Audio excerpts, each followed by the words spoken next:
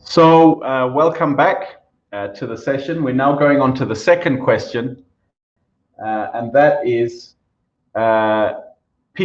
vaccines should be made compulsory for all South Africans over the age of 18. And I think we're going to have Team Julius coming on first, and there we see the names of the team: Asanda, Lekwetsi, Loveness, and Josejo. We await for you to join us. Remember that those of you that are not presenting and talking should mute your mics. So, okay, Loveness is here, Josejo is here. I don't know, Josejo, if you are Sutu or maybe you're Italian or something, and I'm pronouncing your name wrong. We will see. So, but who will be leading the presentation?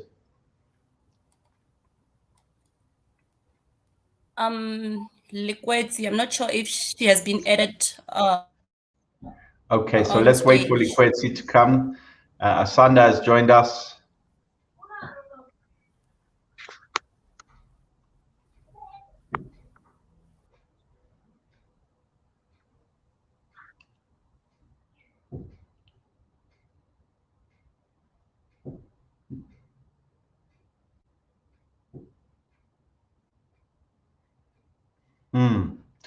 We're still waiting for Liquidity.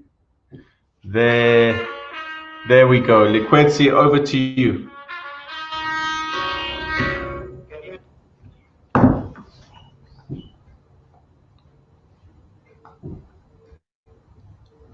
Over to you, Liquidity.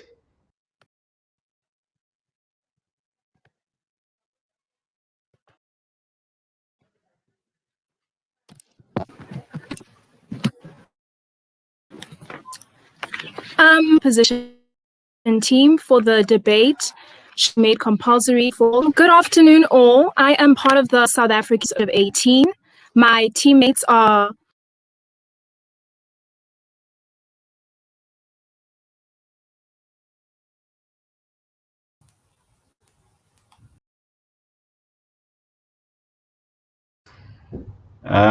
Liquidity, we had you and then we lost you. I don't know if it's connectivity or you're on mute. I think it might be a connectivity problem, but also you must unmute.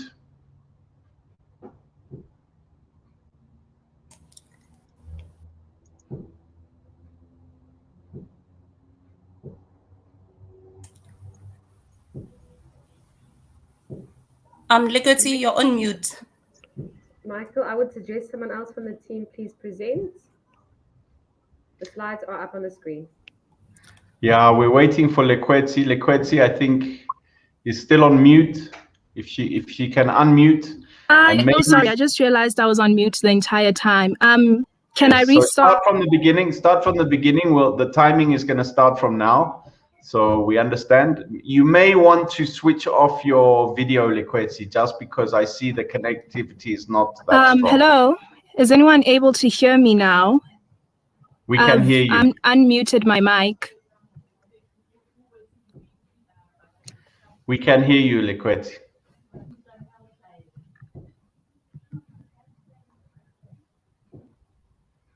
Maybe you should switch off your video because your connection is not very strong. I can see that. So maybe switch off your video, Liquidity.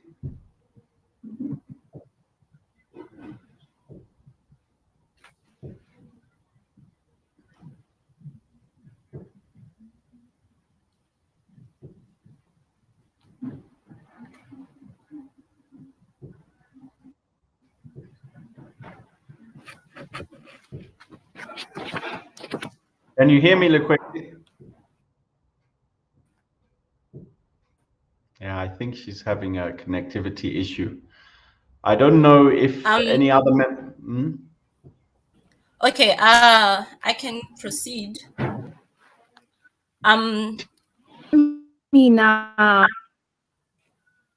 Yes, Loveness? I was saying if you're experiencing connectivity issues, I can continue.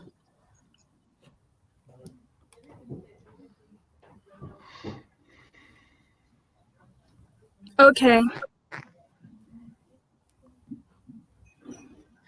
I'm sorry for that. I'm Loveness, and my teammates Asana, Likweti, and Josejo, and we're we're in favor of the topic that vaccination should be made compulsory for all South Africans over 18. Mass vaccination have the potential of saving millions of lives and preventing serious illness. Approximately 3 billion people have been vaccinated around the world, while only 19.35% of the adult population have been fully vaccinated in South Africa. COVID-19 does not only cost individual lives. There are other important aspects that it impacts, like the economy, health, and well-being. The consequences of COVID-19 can be expected to continue and even worsen should the virus not be contained. Compulsory vaccination is essential for the containment of this virus. I'll now look at the justification and importance of compulsory vaccination. Next slide, please. Aspects of the South African jurisprudence grant the government with legal and constitutional powers over the inception of obligatory vaccination in a case of serious risk to public health. The National Act and the Constitution of South Africa detail circumstances in which treatment may be administered without the consent of the patient, and conditions in which human rights may be limited to restrict risk to public interest. Restrictions on individual rights imposed through vaccination are not arbitrary. South African law requires that they be based on a legitimate objective and must be strictly necessary for the achievement of this policy objective. Section 7(1)(d) of the National Health Act says that a health service may be compulsory provided to a patient in the provision that failure to treat the patient will result in a serious risk to public health. Section 36 of the Constitution also alludes that human rights may be limited only to the extent that the limitation is reasonable and justifiable, considering factors such as the nature of the right and importance of the purpose of the limitation. Consequently, a reasonable and justifiable purpose of preventing harm, reduction of the transmission rate, pressure relief to the health system, and achieving herd protection permits the derogation of Section 12 2B that mentions the right to bodily and psychological integrity, which includes the right to security in and control over their body. In the case of COVID-19, the objective of preventing transmission of infection is unambiguously in the public interest. It also requires that the restriction be proportional to the purpose of the limitation. So the bigger the risk to public health, the larger the restriction may be on individual rights. A precedent was made in view of the Minister of Health and Goliath case, where the judge ruled for the hospital detention and treatment of XDR TB patients that refused treatment. Although this was a breach of the Section 12 rights, it was both necessary and mandated by Section 36 of the Constitution and Section 7 of the National Health Act because of the risk imposed on public interest. According to John Stuart Mill, the sole ground for the use of state coercion is when one individual risks harming others. The Disaster Management Act also, the Disaster Management Act COVID-19 regulations are also important to highlight. Specifically Regulation 14, which states that any person who intentionally exposes another person to COVID-19 may be prosecuted for an offense, including assault, attempted murder, or murder. Next slide, please. We also have non-legal justification for compulsory vaccination for people over the age of 18 years. Compulsory vaccination is justified insofar as it has a superior cost-benefit profile compared to alternatives. And the alternatives include continual lockdowns and providing financial incentives. The rights of millions of people to earn a livelihood have been violated in this pandemic. Those arguing that we have not reached the stage of compulsory vaccination should remember that the Spanish flu killed approximately 50 to 100 million people. If people are not coerced to vaccinate for COVID-19, the repercussions may be similar or even more devastating. For vaccines to be more effective, more importantly in protecting the most vulnerable in the population, vaccination would need to achieve herd immunity. Herd immunity is a classic example of a positive externality where the social benefits exceed the personal benefits. Currently in South Africa, there's a lack of demand for vaccine, which limits vaccine rollout and delays the process of achieving herd immunity. Vaccine demand generation is a necessity and can be achieved by making vaccination compulsory. Herd immunity will be delayed by vaccine hesitancy, which will cost people their lives, delay the resumption of normal life, or at its worst, may never be achieved. The pace in which herd immunity is achieved is an important factor. In a pandemic like this, time equals lives. Compulsory vaccination will ensure herd immunity and fast-track the vaccination process. According to England's Public Health Week 27 COVID-19 vaccination surveillance report, mass vaccination proved to be effective against hospitalization and mortality. That is, it has reduced deaths associated with COVID-19 and hospitalization by around 70 to 85%. In South Africa, where we witness high levels of hospitalization almost every time we reach a new wave, compulsory vaccination will reduce the strain on the healthcare system because it has proven to be effective in the UK.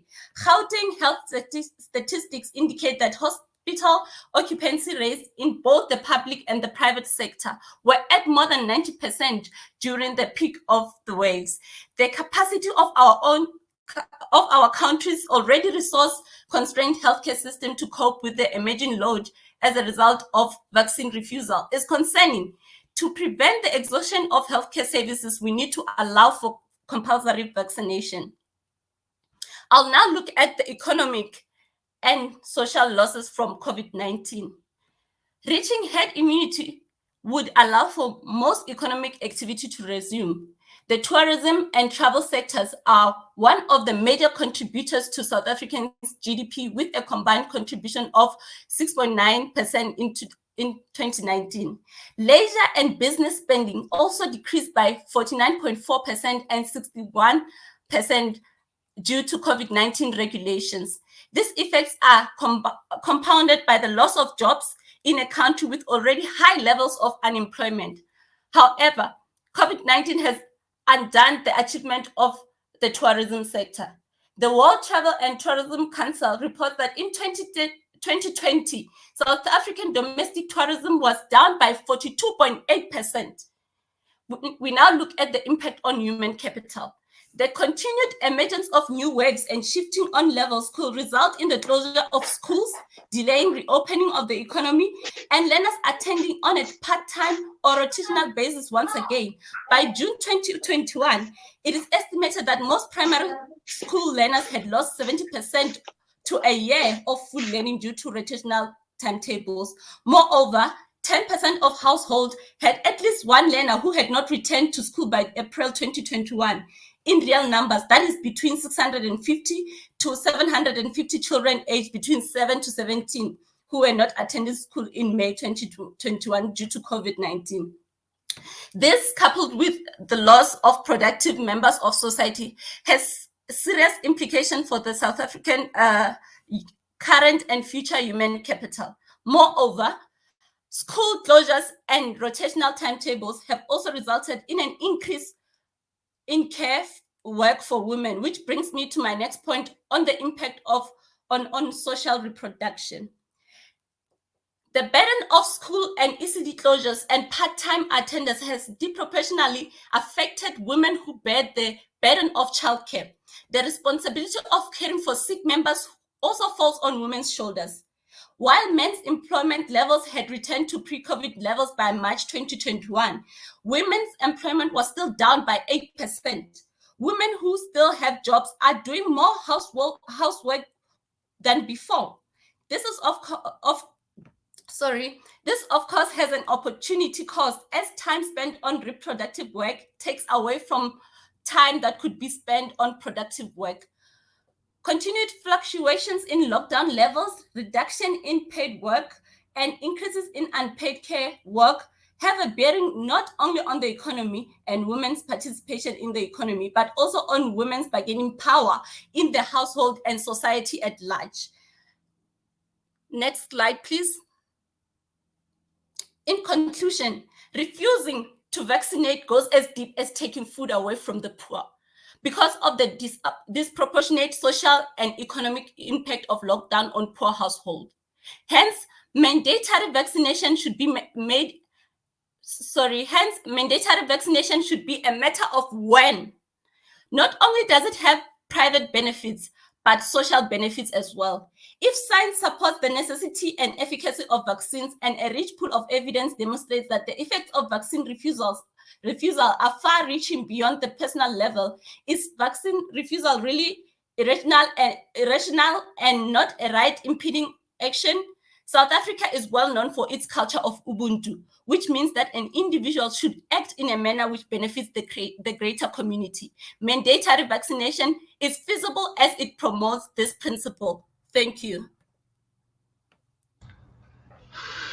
Thank you very much, Loveness, and sorry to your other team members for the connectivity problems.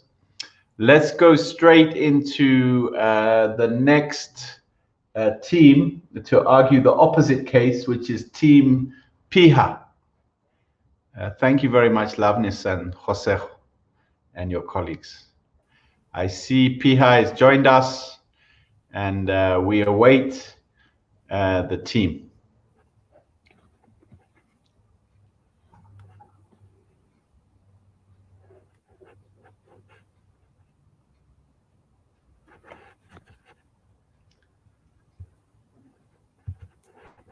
Thank you, Michael. While I'm waiting for our team to join, I'll just say that we had our opposition, and we are ready to bring in our lawyer, who is Lufefe, and also our economist, Bianca, who went through the deep analysis regarding the cost benefits and the medical perspective. So yeah, I'll hand it over to them. We do have our support, which is Mcini and Docus on board. So yeah, over to you guys. Fantastic. And then Bianca is supposed to be the one projecting. So Bianca, are you winning? I think I see Lufefe is there. They say you're a lawyer. Is it true? In training. Yes. Okay, you're a future lawyer. I am. Okay.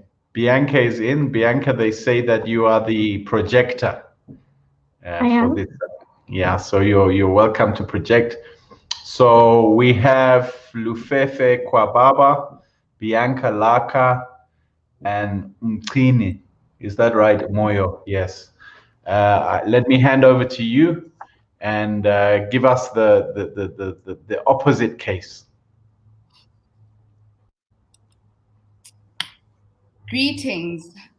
Today we are discouraging the government from compulsory vaccinating people over the ages of 18 based on 3 principles. As you had heard, I'm coming from the legal perspective. Bianca will be bringing to us the health and economic perspectives of discouraging the government from compulsory vaccinating people.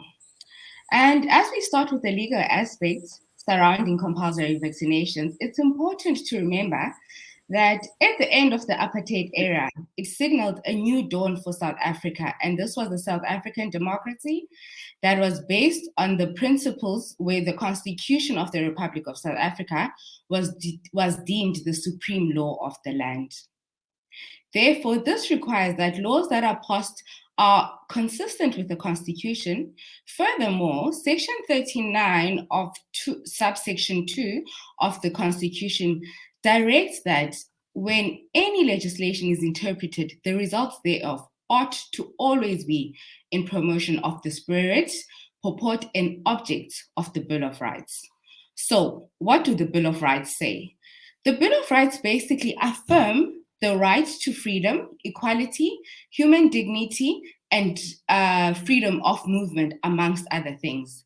Therefore, it is important to note that Section 8 of the Bill of Rights states that all bills or laws that are applied are binding to the legislature, to the executive, to the judiciary, and all organs of state. So if the government was to pass a law saying vaccines are compulsory, they need to be consistent with the ambits of the Bill of Rights.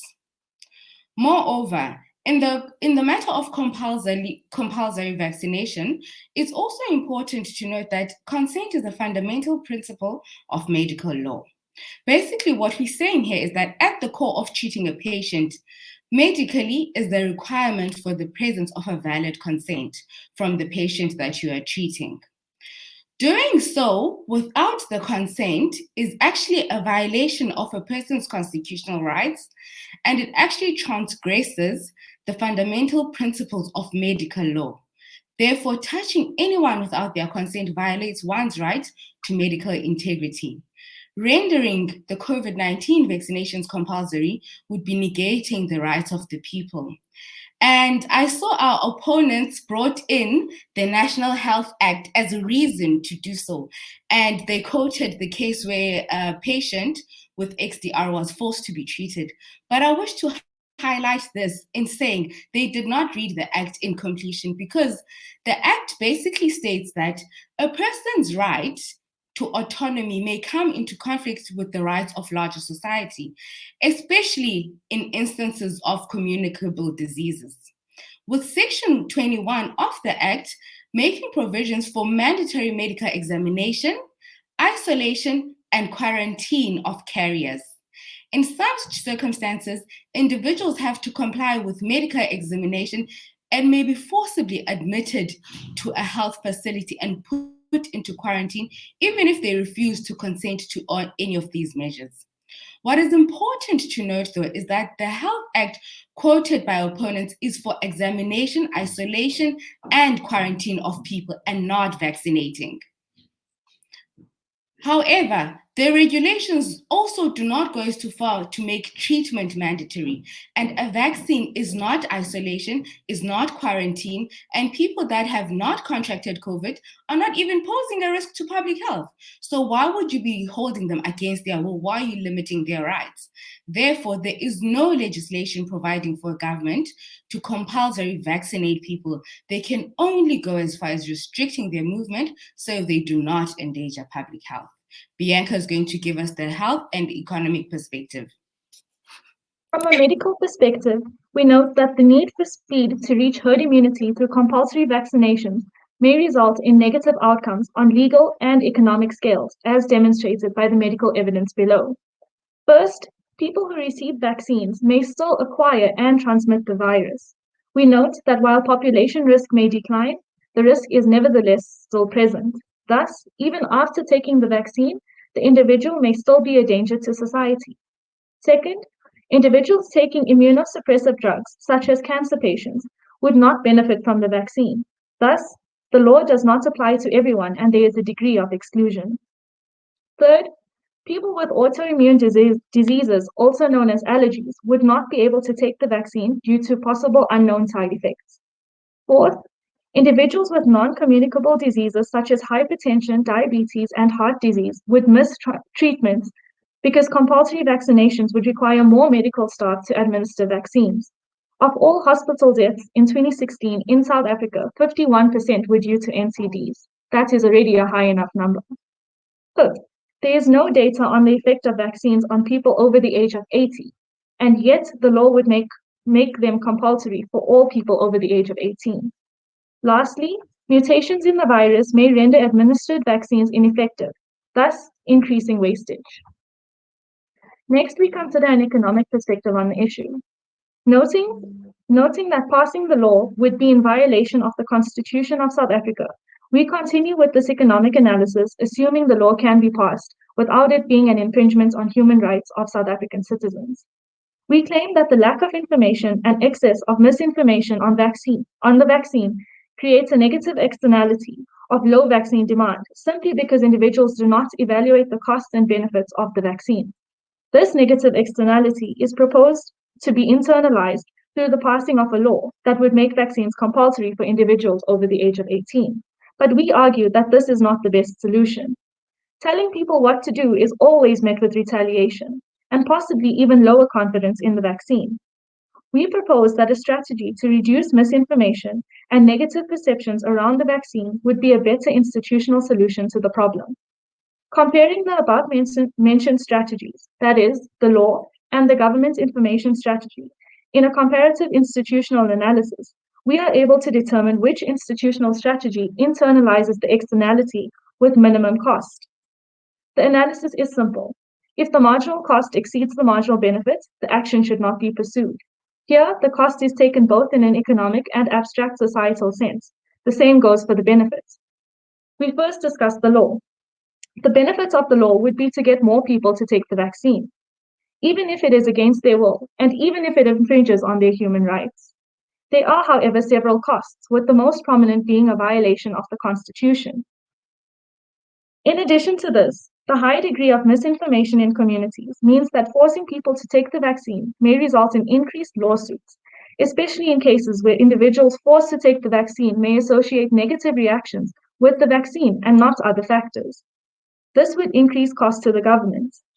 Making the vaccine compulsory would also mean that unvaccinated people would not be allowed to travel, go to work or school, or even social venues such as restaurants. This puts a strain on business owners who lose a significant portion of their customer base. This can be compared to a lockdown, except this time it is induced by a law. Additionally, suppose the law means that university students cannot attend lectures without taking the vaccine. There will definitely be a retaliation from students being denied their right to education, which they paid for. Not to mention the large gatherings in the form of protests and demonstrations that should be avoided at this time. A comparative analysis cannot be conducted with a comparative institution, and the problem cannot be solved without a viable solution. Hence, we maintain that a more cost-effective and ethical internalization of the externality would be for the government to partner with the private sector and medical practitioners to reduce misconceptions around the vaccine. The benefits of this institutional arrangement include inducing the right type of demand. This means that people who are well informed of the vaccine and its expected post-vaccination effects are the people volunteering to take the vaccine. Another benefit is that it reduces missed demand, meaning people who would have otherwise not taken the vaccine due to lack of information now volunteer for it. Reduced lawsuits on supposedly adverse side effects form part of the benefits as well, and positive perceptions around the vaccine in communities, reducing stigma around getting vaccinated, and hence increasing the incentive to vaccinate. The costs associated with this strategy are few, and mainly involve the collaboration of government and private sector to educate as many people as possible on the benefits of the vaccine. Sources of this information are widely available from clinical trials conducted in the country. Since the cost of enacting the law is greater than the benefit, we assert that the COVID-19 vaccine should not be made compulsory for individuals over the age of 18. Going one step further, in an attempt to provide a better solution to the problem, we propose that voluntary anti-misinformation on post-vaccine adverse effect approach is better and a more cost-effective and ethical for communities in the country and in the long run. In conclusion, considering the points made above by my teammates and I, we suggest that the vaccine should not be made compulsory for individuals over the age of 18. Thank you for your time. Thank you very much, Team Piha. And I think all that's left, again, I think I'm impressed by the quality of debates that are taking place in the chat. But for now, allow me to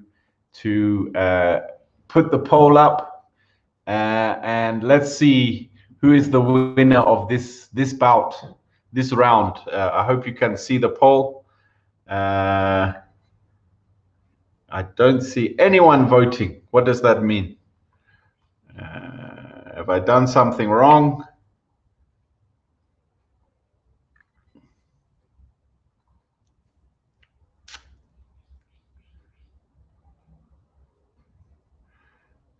Is the poll visible?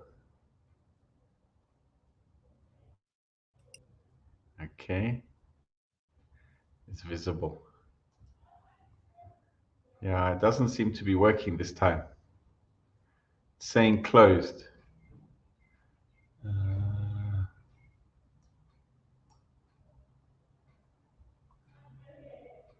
Okay, it doesn't seem to be working for me, this poll.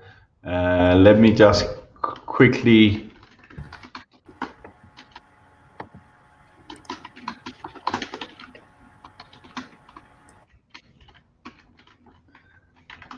I'm just going to do this.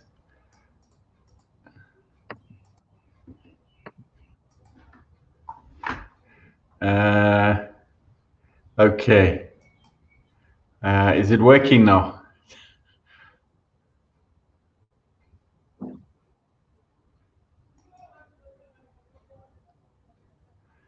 Okay, we have 10 votes. Looks like it's an overwhelming majority for the no. 80%. Those who say yes, it looks like you might have to impose your will on the majority if you wish to carry out this this policy, because it looks like you're going to have resistance from the majority of participants, at least the ones in this session.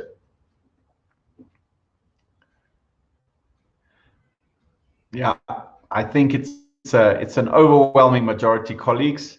As we say, we're still going to come to the real the voting with benefits. The voting with benefits will be conducted by the panel at the end of the next session. So allow me to close this poll. I don't think there's any chance of the yes guys winning this one, and we go into the next session. Happy.